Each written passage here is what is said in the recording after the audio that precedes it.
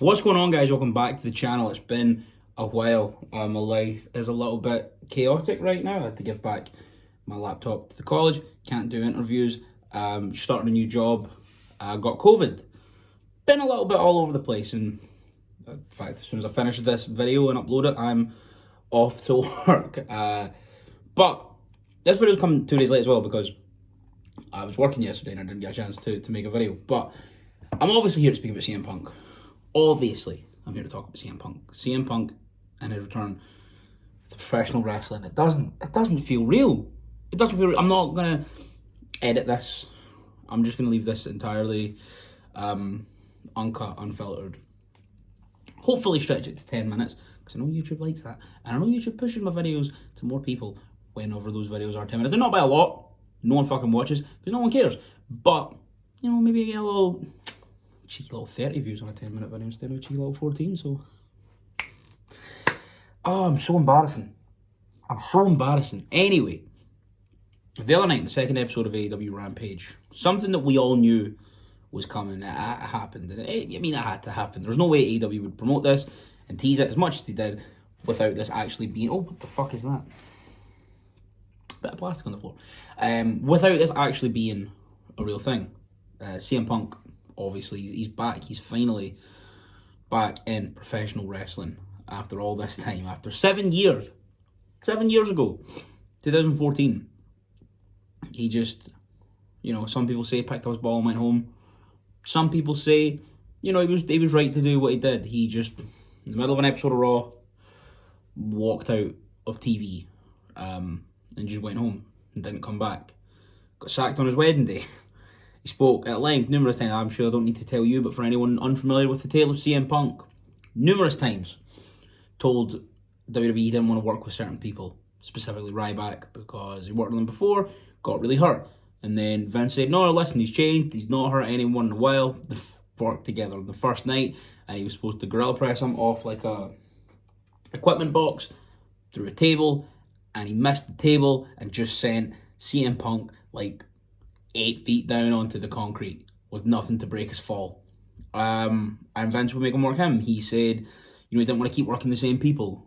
He kept working the same people. When he was WWE champion, he was relegated to the semi-main instead of the actual main event because of Cena and The Rock, and then wasn't allowed to be in the main event of WrestleMania the next year with his championship to add a new element to Cena Rock too. All these things, I think are fair enough gripes. I think, I don't totally agree with him just walking out of Raw, but at the end of the day, he did what he did. I understand why he did it. But since then, pro wrestling has just been crying out for CM Punk to come back. His name has become the symbol of we're fucking sick of this in WWE. It's a chant that fans chant whenever they don't like something, and they vehemently don't like something. If WWE keep pushing the same bullshit, CM Punk chant. If you get the CM Punk chant, you gotta fucking do something to change it, because no one cares. And in his time away, CM Punk left, did some movies, wrote some comics, went to the UFC, didn't go entirely to plan. But you know what? I've got nothing but respect for him for trying it. Like, fair play. He got himself into the shape, he trained himself into the shape, and I understand he got that contract based on his name value. But he still got himself in a position where he thought he was able to, where he got himself in a shape to step inside the octagon twice. And you know what? Fair play. Fair play. He might have got bitched out 2 times, but fair play. But finally, after 7 long years of CM Punk having seemingly no interest in returning to professional wrestling, AEW comes along, and there are sort of rumours that him and Tony Khan and the Young Bucks and Cody and Kenny Omega, they've been having little sort of secret little conversations, little chats. Apparently said they offered him a contract, and CM Punk said a text message isn't a contract offer, and I was like, that's fair enough. Actually, that's more than fair. I don't think we thought anything of it. And about a month ago, 2 months ago, I'm going to say 6 weeks for safety. About 6 weeks ago, we started hearing these rumours that 2 men, Christopher Michael Punk and Bryan Danielson, have indeed signed contracts with AEW. And then they book the second episode of Rampage for the United Center in Chicago. And then they call it The First Dance. And then, on top of all this, the second episode ever of Rampage, a 1 hour weekly TV show, half the length of their flagship show, 2 weeks before their biggest pay-per-view of the year in the exact same city, they booked a bigger venue for Rampage than they have booked for All Out. I think it's twice the size. I think it's 15,000 United Centre. I think the Now Arena has like 7,000 or 8,000. So, a much bigger venue. I think Dynamite only went out to 5,000 people this weekend in Houston, in Sammy Guevara's hometown. So we all knew it was coming. I'll just give you a little rundown of my experience with the... Oh, let me fix the frame because the phone has kind of slid a little bit. There we go. I'll give you a little bit of my experience with the CM Punk debut. I tried to stay up. Tried my hardest to stay up. But I was also working on Saturday, so I thought, staying up till 3 probably not happen. Maybe I'll stay up till 3, watch the opening segment, because he has to debut in the opening segment, because let's be honest, with what wrestling fans are like, with what Chicago fans are like, with what all of these factors going into this, all that added together, if they don't immediately debut CM Punk, the fans are going to just hijack the show. Fans are going to take over the show, they're going to chant CM Punk over a Jade Cargill match, and that helps no one. So I thought I'll stay up till 3, watch the opening segment, go to my bed, watch the rest of the show in the morning. 1:30, I am wrecked. I can't keep my eyes open. So I say, you know what? Fuck it. Go to bed, watch it in the morning. I woke up at 4:30, like a kid on Christmas Day. I was like, oh, what time is it? Is it morning? No, it's still the middle of the night. Fuck. Wait a minute. 4 o'clock. Rampage has been on. So I slept my phone on airplane mode. And what I then did is I unlocked my phone, went to my notifications, Twitter, Snapchat, Instagram, Facebook, Messenger, WhatsApp, iMessage, TikTok, anything that I might have got a CM Punk spoiler for. Literally anything at all. I switched off the notifications for, put my little earphones in, put Rampage on my phone. And they opened the show saying the biggest announcement in AEW history is next. And then, once everyone stops chanting CM Punk, he finally walked out to Cult of Personality. And I mean, it had to be Cult of Personality. There's no way it couldn't be Cult of Personality. There's literally no way possible that you could have had him return with any other song. Especially considering that Tony Khan has just buys licensed songs all the time. He bought the one for the Mr. Brutally tribute. And since then, he caught the bug. Then he bought Tarzan Boy by Baltimore for Jungle Boy. He bought Where's My Mind for Orange Cassidy. He's bought anything else? He probably has, and I'm just forgetting. But he's bought Cult of Personality. It hits. And I screamed, and I woke up my girlfriend at 4 a.m. I was like, yeah, nothing, just go back to sleep, please, I'm sorry. And I just sat there smiling like a fucking kid the whole time. Went back to my bed, then rewatched all of Rampage from the very start when I woke up. And when I finished it, went back and watched the opening 20 minutes again. I am so fucking happy that CM Punk is back in professional wrestling. For someone who took a bit of time away from WWE, around about his rise. 2011 I was still watching, 2012 I was still watching, but when I moved to Ireland in the summer of 2012, we no longer got Sky Sports in our house, so I couldn't watch WWE, so then I kind of became a bit of a TNA kid. I was obviously watching both before, but I watched the 2011 Summer of Punk, the Money in the Bank, the WrestleMania stuff with Jericho, all that stuff. I watched all that, and CM Punk was one of my favourite guys. When I found out he just left WWE, I was like, that's a bit strange. And then I started looking into, kind of because of that, I kind of got into the indies. I kind of got into Ring of Honor and New Japan, because I was like, well, he's done with WWE, but he used to wrestle in Ring of Honor, and apparently this New Japan thing's becoming quite cool. And that, him leaving kind of cracked the door open on the indies for me. Summer of 2016 is when I really got, sort of late 2015 into 2016 is when I really got engaged in Ring of Honor and New Japan stuff. But I started watching more wrestling to familiarise myself with the places that I believed CM Punk was going to go, because of how much I loved CM Punk. And then eventually I just became numb to it, like I think we all did. we all sort of drummed up these scenarios. We heard the rumours, we heard the whispers, you know, maybe CM Punk's going here. And then, you know, you'd say, oh, well, this person's just won this championship at this company. They used to wrestle back in the day, or he was in Ring of Honor when CM Punk was leaving Ring of Honor. And then we saw the things like when he hit that GTS in that Bingo Hall in Milwaukee where he used to wrestle before they pulled it down. You know, we heard all these things, all these rumours, all these rumblings. Then he showed up on WWE backstage, and the bug got more and more, but we kept saying, you know, CM Punk here, CM Punk to AEW. But then things would come out, like him saying a text message isn't a contract offer, and we would all go, oh yeah, he fucking hates wrestling. WWE took all the love of professional wrestling that he had. They just fucking did that to it. And he grew to hate professional wrestling. It made me really sad because he's one of the mans that made me fall in love with professional wrestling. And it makes me so happy to see him back in pro wrestling with a love for pro wrestling.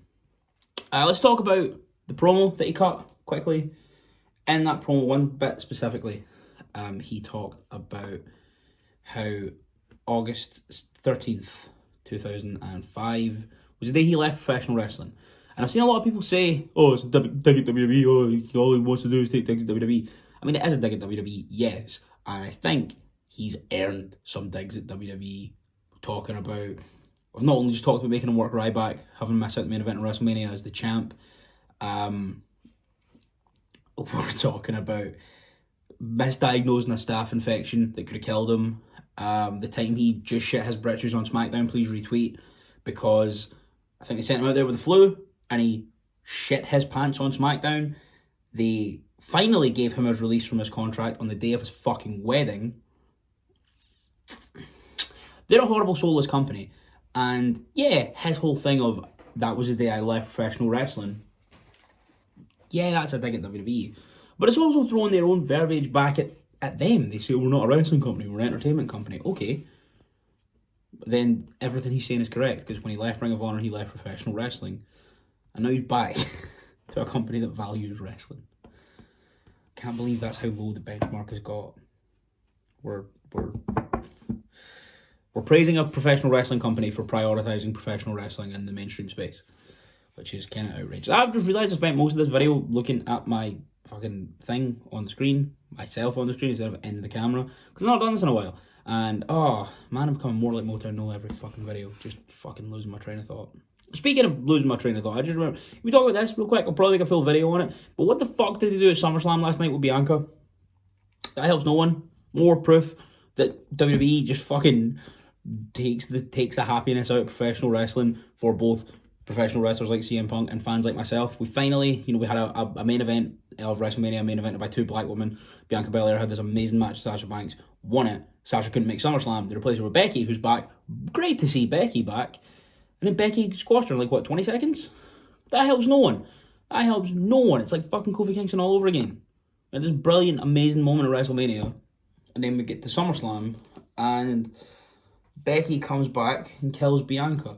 And one, this just gives Bianca an end to her reign, which she didn't deserve. But two, it just makes Becky look shit. It makes Becky look like Charlotte. The reason that she got over is because she was protesting that all was happening with Charlotte Flair. And now it doesn't make her look good in her return. Oh, it's a fucking CM Punk video. Anyway, the Punk promo was amazing. To see the passion in his eyes again. When he jumped into the crowd on his entrance, hugging Frank the Clown and just fucking ignoring Brock Lesnar guy. Great stuff. Before I go, I just want to talk about, the sort of dream matches in All Elite Wrestling. For him, obviously, we've got Darby Allin coming up at the pay-per-view, and that's going to be amazing. And I do think he's going to win.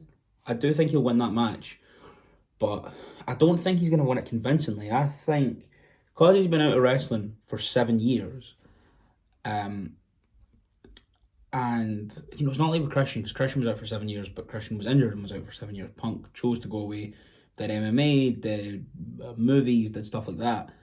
I think if they work that into a storyline, that'd be very, very interesting. I think Darby's going to take himself out. Darby's going to fly too close to the sun and do himself in, and then Punk capitalise on that with the GTS. I think that would be a really cool and interesting way to finish the match. I heard as well he said in like the press conference afterwards that he's done no wrestling training. He thinks it's like riding a bike; it'll just come to him. And I mean, yeah, I hope so. But also, I think if there's ring rust there, they've given him the perfect opponent in Darby Allin. I think guys like Darby, guys like Moxley, Mr. Brody Lee was one as well. Guys like that with such, Eddie Kingston as well. Guys like that with such a unique, distinct style. Suzuki would be one. Trying to get any guys in WWE. Maybe Cena, just because Cena's so perfect at what he does. But I think guys like that who have like such a distinct style kind of cover up for if you aren't operating the smoothest, if you're working hard, or if you've got a little bit of ring rust. Yeah, I don't think I would work with a guy like Kenny Omega because Kenny Omega's signature is like fluid, technical perfection at a high rate, or never stopping. But guys like Darby, everything Darby does looks like it hurts. It looks like it hurts him, but it looks like it hurts you 10 times more. Moxley and Kingston just fight gritty. I think Brody Lee always talked about how bad his footwork was, but you know, I think the way he like sort of stumbled around the ring, as he put it, made him look more deranged and psycho. And I think guys with a style as distinct as that are the kind of right guys for CM Punk to re-find his footing if he needs to. I think Darby's the perfect first opponent for that, because any rust that he may have can be covered up by just the pure insanity of wrestling Darby Allin. Other guys in AEW I think he'd work great with. Hobbs, Ricky Starks, hopefully Hook. I want to see him in the ring with Hook just because, as you know, Hook is my favourite wrestler in the world. Moxley, Kingston, Omega, Hangman, Bryan Danielson when he's there. The Bucks, fucking give him Nakazawa. Give him Nakazawa and crush him on Dark so we can have Taz sing Cult of Personality. Jungle Boys, who I know he said Luchasaurus would be a lot of fun. I think you just look around that roster and it's a perfect place for CM Punk to be. And yeah, I don't know what more I can add to this sort of uncut CM Punk ramble than I'm just so happy to see CM Punk happy to be in professional wrestling again. So yeah, that's it for this video. When will the next video be out? Maybe soon. Maybe I'll do a full rant about my fucking Becky Lynch sidetrack. Maybe. Oh, I'm so fucking excited for CM Punk back in wrestling.